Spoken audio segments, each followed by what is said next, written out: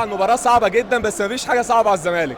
باذن الله الزمالك قادر وهيكسب الماتش ان شاء الله وبطل البطوله العربيه. انت لو هتقارن بالسنه اللي فاتت، الدرع وسيف الدرع ويحيى الدرع وقداح ويحيى خالد وكل الناس دي، انت فاهم فين الناس دي؟ الكوت ما شاء الله فريق حلو، بس الزمالك يعني باذن الله البطوله بتاعته ان شاء الله. يفوز الزمالك ان شاء الله. انت مبسوط؟ ايوه يفوز الزمالك. الزمالك.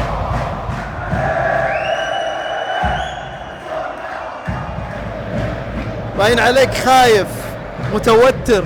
لا ده انا اهلاوي. بتشجع الكويتي؟ لا طبعا بشجع الزمالك طبعا، بس يعني ما الحمد لله نكسب ان شاء الله.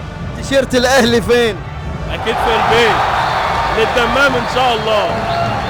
توفيق باذن الله. شكرا. ازيك يا فندم؟ صعب بس الزمالك قدها ان شاء الله، هيكسب ان شاء الله، رغم اني اهلاوي بس الزمالك هيكسب.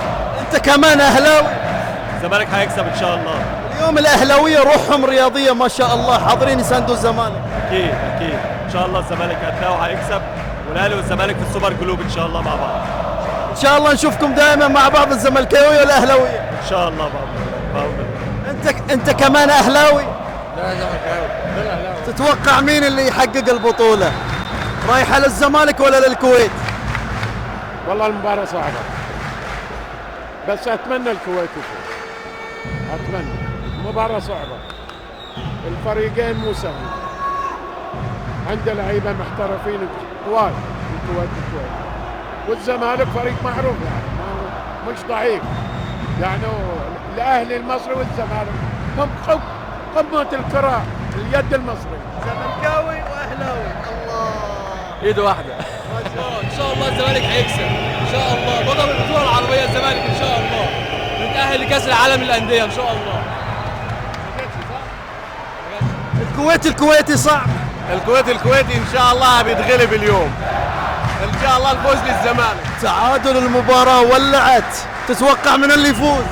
والله ان المباراة ممتعة، هجمة هنا وهجمة هنا، ولا في يعني، مع العلم ان كانت التوقعات تميل للزمالك، الا ان الكويت مو بس صمد، انما يبادر الهجمات، وزي ما نشوف الان وصلت النتيجة الى التعادل. لقب زملكاوي ان شاء الله.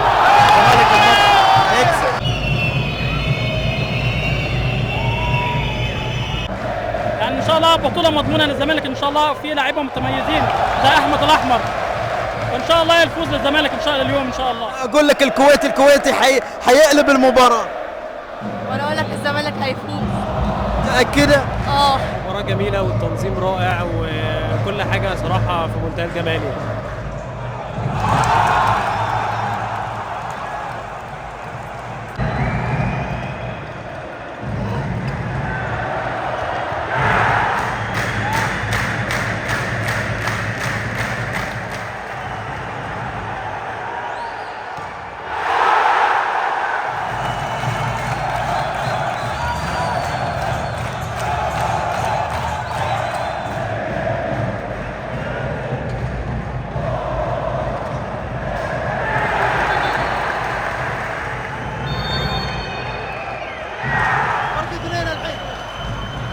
فرق ان شاء الله فايزين. الكويتي يا رب. ايه الاعصاب مشدوده. والله ان شاء الله المباراه كويتاويه ان شاء الله باذن الله. قادرين يحسمونها ان شاء الله باذن الله، ماكو شيء على العميد صعب. يرجعون بالكاس اليوم. اسمع، راجعين بالكاس. مو غريبه على العميد ان شاء الله. اي والله صعب.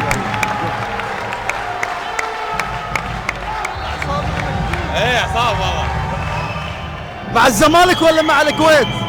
اكيد مع الكويت حبيبي مع الكويت.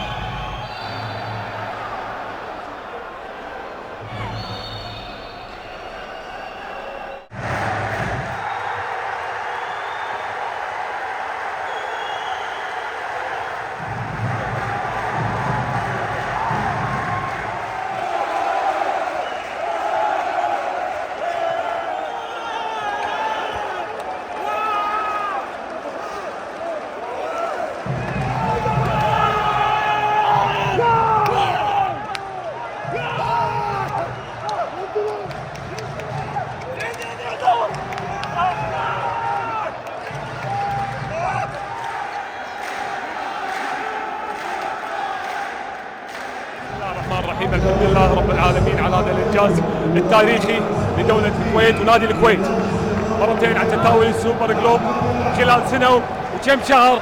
اسيا، خليج، عرب، فضل من الله، اللهم لك الحمد.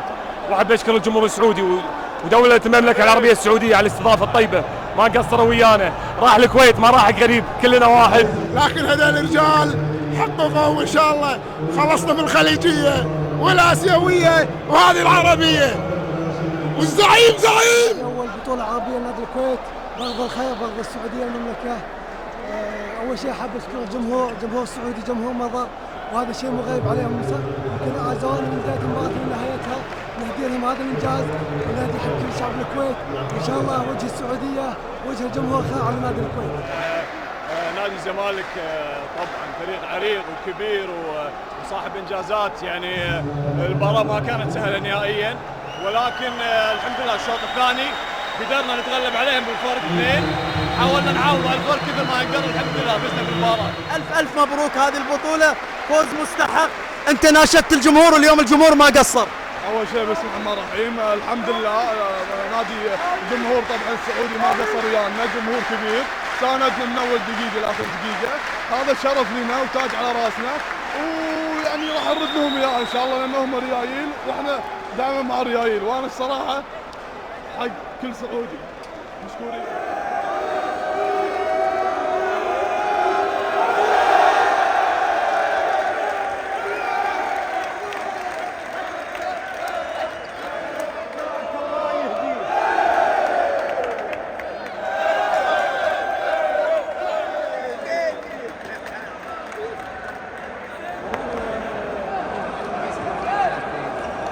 اليوم مؤازرة من جميع روابط الأندية ما شاء الله في المنطقة الشرقية، وش تقول؟ القطيف احنا لما يجون ويشجعون اليد احنا نسكت، ما نقدر نقول ولا شيء. هذيل ملوك الصالات، سواء الخليج، مضر، الهدى، النور، جميع جماهير القطيف للامانه ينحطون على العين والراس، ونشكرهم وقبله على راس كل واحد قطيفي او سيهاتي او مضراوي او ايا كان يا اليوم وشجع نادي الكويت. انطباعك عن البطولة بعد نهايتها؟ ما شاء الله حضور جماهيري كبير، بطولة ناجحة بكل المقاييس، وايضا احداث كانت جميلة والمباراة كانت شيقة، شنو تقول؟ اول شيء مبروك للكويت الكويتي، هارد لك لكل بقية الفرق. شوف البطولات العربية يمكن هذه النسخة الثانية اللي انا اشاهدها عن قرب، يعني بدأت ترتفع في الرتم، اصبح لها قيمة فنية، خصوصا بعد ان هي اصبحت مؤهلة لبطولة العالم سوبر جلوب. اليوم الفرق اصبح تهتم ان هي تشارك في البطولة العربية، بعكس ايام زمان يعني ما كانوا الناس تلتفت للمشاركة في البطولة العربية. لذلك اليوم مستويات البطولة العربية اذا استمرت ان هي اصبحت مؤهلة لبطولة العالم، اعتقد انه بيستمر الرتم فيها، التنافس اصبح فيها كبير، لاعبين على مستوى عالي جدا، فرق ايضا على مستوى عالي، فاعتقد ان البطولة فنيا نجحت بشكل. بطولة الحمد لله اوفت بوعودها جماهيريا تنظيميا بإشادة الجميع. ما بطول عليك بس بشكل مختصر شنو تقول بعد نهاية هذه البطولة؟ بسم الله الرحمن الرحيم. في البداية أقول أن أشكر معالي الأستاذ بدر قاضي على حضوره ومشاركتنا هذا العرس العربي وهذا التتويج، وأشكر القيادة الرياضية متمثلة في سمو وزير الرياضة على الدعم النوعي والمستمر إلى كافة الألعاب الرياضية، وهذا ليس بغريب. أبارك إلى نادي الكويت حصوله على الميدالية الذهبية، وأيضا وصوله إلى السوبر جلوب إلى كأس العالم للأندية. نقول هارد لك لنادي الزمالك، ويظل نادي كبير ونادي عريق ما حالفه الحظ اليوم، وأيضا نبارك لنادي البنك الأهلي. البطولة بالفعل يعني كبيرة وصاحبها كثير من العمل وكثير من الأنشطة المصاحبة، مثل دورة المدربين وتخريج تقريبا عدد 90 مدرب، وهذه الأول مرة تصير بالتعاون مع الاتحاد الدولي. أيضا دورة المحاضرين الحكام، أيضا هذه دورة نوعية، وأيضا دورة الأخصائيين الطب الرياضي والأشعة، كلها دورات زامنت البطولة في عملية دعم الاتحاد العربي إلى كافة الاتحادات العربية في استمرارية النهوض بكرة اليد في كافة تخصصاتها وفي كافة جوانبها. وإن شاء الله نقول القادم في بطولة السوبر جلوب راح يكون أشياء مبهرة وأشياء تعزز مكانة المملكة العربية السعودية وقدراتها النوعية في الاستضافة. اليوم رغم أن طرفين النهائي فريق الكويت الكويتي والزمالك المصري، إلا أن شفنا حضور جماهيري كبير للأمانة للفريقين، شنو تقول؟ والله ما في شك، هذا دليل على قوة البطولة، ودليل أيضا على وجود قاعدة جماهيرية واقعا إلى الأندية المصرية دائما المشاركة، سواء نادي الزمالك، نادي الأهلي، الأندية الأخرى. أيضا نادي الكويت الكويتي، احنا بيننا وبين الكويت أقل من 4 ساعات، فعملية الحضور الجماهيري متوقع، فهذا شيء يسعدنا ما في شك وشيء مبهر، وهذا جزء مكمل بل جزء أساسي في مسألة نجاح البطولة هو الحضور الجماهيري. نشكر كافة الجمهور اللي حضروا من أول يوم إلى آخر يوم، بالفعل أنتم اللي تعطوا طعم نوعي إلى البطولات.